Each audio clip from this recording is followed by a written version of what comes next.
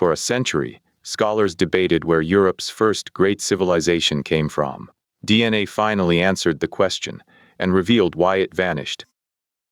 On the island of Crete, beginning around 2700 BCE, a civilization emerged that would later be called, by the archaeologist who rediscovered it, the most advanced society in the prehistoric Mediterranean world.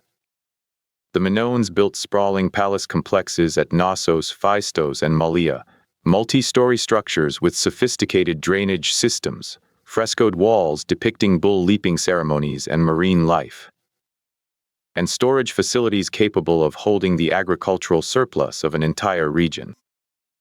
Their pottery and metalwork were traded across the eastern Mediterranean, found in tombs in Egypt and palace ruins in the Levant, evidence of a maritime trading network that stretched far beyond their small island home.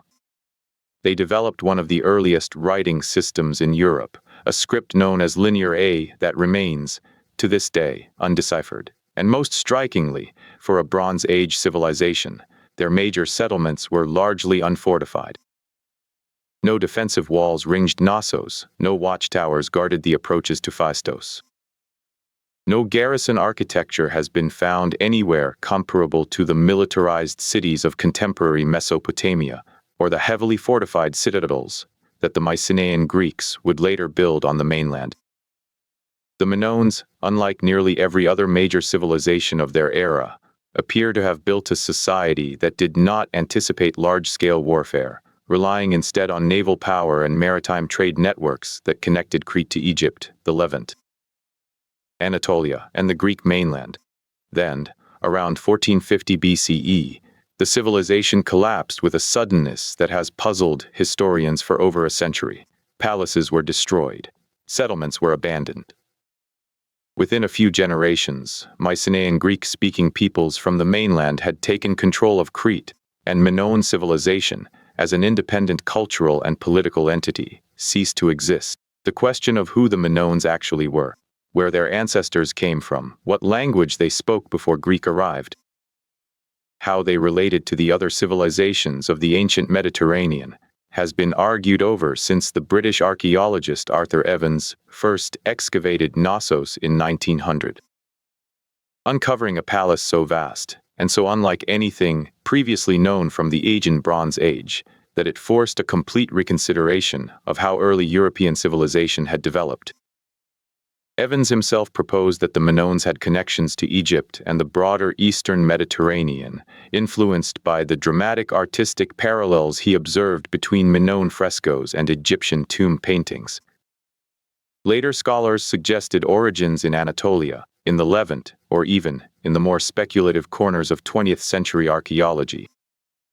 Connections to the lost civilization of Atlantis described by Plato, a theory that gained renewed attention after the catastrophic volcanic eruption of the nearby island of Thera, dated to approximately 1600 BCE, was identified as a possible source for the Atlantis myth itself. For decades, these theories competed without resolution because the evidence available, pottery styles, architectural comparisons, fragmentary written records from neighboring civilizations that mentioned Crete only in passing, could support multiple interpretations simultaneously.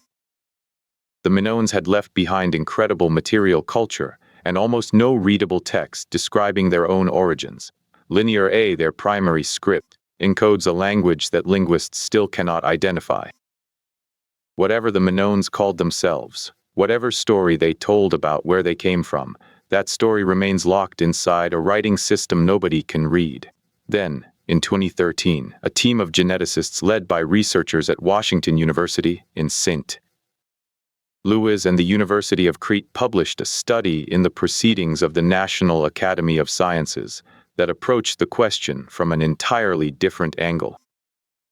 Rather than relying on pottery or architecture, they extracted and analyzed DNA from Minoan-era skeletal remains recovered from a cave burial site in the Lassithi region of Crete, dated to the height of Minoan civilization roughly 3,700 to 4,400 years old. They compared this ancient genetic material against modern populations from across Europe, North Africa, and the Middle East, looking for the closest living genetic matches. Using a panel of genetic markers detailed enough to distinguish between regional Mediterranean populations that might otherwise appear superficially similar, the results were unambiguous, and they overturned decades of competing speculation in a single stroke. The Minoans were not migrants from Egypt. They showed no significant genetic affinity with ancient or modern Egyptian populations, despite the striking artistic parallels that had led generations of archaeologists to suspect a deeper connection. They were not a population transplanted from the Levant or Mesopotamia.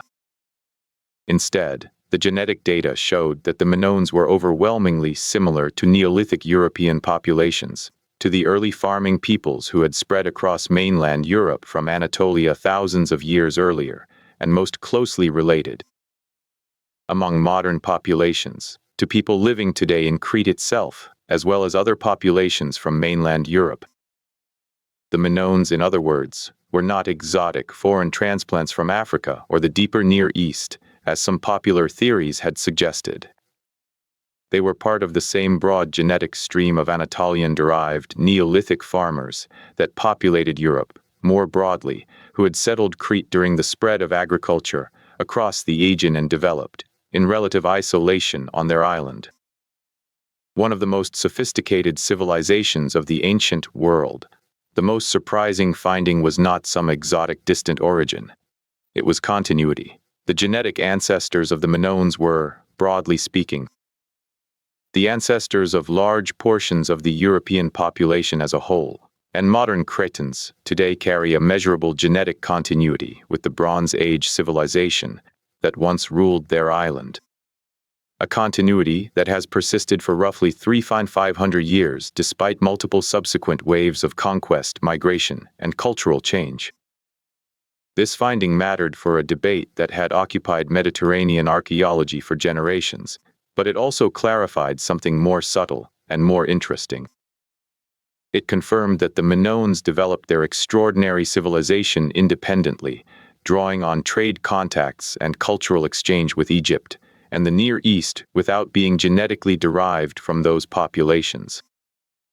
The frescoes that echo Egyptian artistic conventions, the trade goods recovered from Minoan sites that originated in the Levant, the diplomatic contacts implied by Egyptian records mentioning the Keftiu, likely a reference to Crete, were the products of genuine, extensive maritime trade and cultural exchange between distinct populations, not evidence of population replacement or colonial origin. The Minoans absorbed influences from across the Mediterranean while remaining, at the genetic level, a population rooted in the deep agricultural settlement of the Aegean basin, proof that cultural sophistication and cosmopolitan exchange do not require, and never required, a foreign founding population to explain them. The genetic research also touched on the second great mystery of Minoan civilization, why it collapsed. The volcanic eruption of Thera, one of the largest in human history, deposited ash across the eastern Mediterranean and likely triggered tsunamis that struck Crete's northern coast. An event so catastrophic that it has been independently identified in ice core samples from Greenland and tree ring records from as far away as North America. For decades, popular accounts treated this eruption as the single dramatic cause of Minoan collapse, a clean, catastrophic explanation that fit the human desire for tidy historical narratives, and one that conveniently echoed Plato's account of a great civilization swallowed suddenly by the sea. But archaeological dating has increasingly shown that the eruption occurred too early, by as much as a century or more, to be the direct cause of the palace destructions around 150 BCE. The Minoan civilization did not collapse in the immediate aftermath of the eruption. It continued, in weakened form, for generations afterward. What the broader genetic and archaeological picture now suggests is a more complicated, more gradual story. The Thera eruption likely caused serious agricultural disruption, damaged the maritime trading networks Minoan prosperity depended on, and triggered a long period of economic and social stress. Population studies of skeletal remains from the post-eruption period show signs of nutritional stress and disrupted trade access to resources previously imported from across the Mediterranean. This weakened state, sustained over decades, appears to have left Minoan civilization vulnerable to the second blow, the arrival and eventual political dominance of Mycenaean Greek-speaking peoples from the mainland, whose presence on Crete is evident in the archaeological record well before the final palace destructions. The Minoans were not erased by a single volcano. They were worn down by a slow-motion crisis, compounded by external pressure, until what remained of their independent civilization finally gave way to Mycenaean control. There is a person living today in a village near Knossos, whose genome carries measurable genetic continuity with the people who built the palace that still stands, in ruins, less than a mile from their home. The frescoes their distant ancestors painted depict ceremonies and rituals whose precise meaning is lost, encoded in a language no living person can read.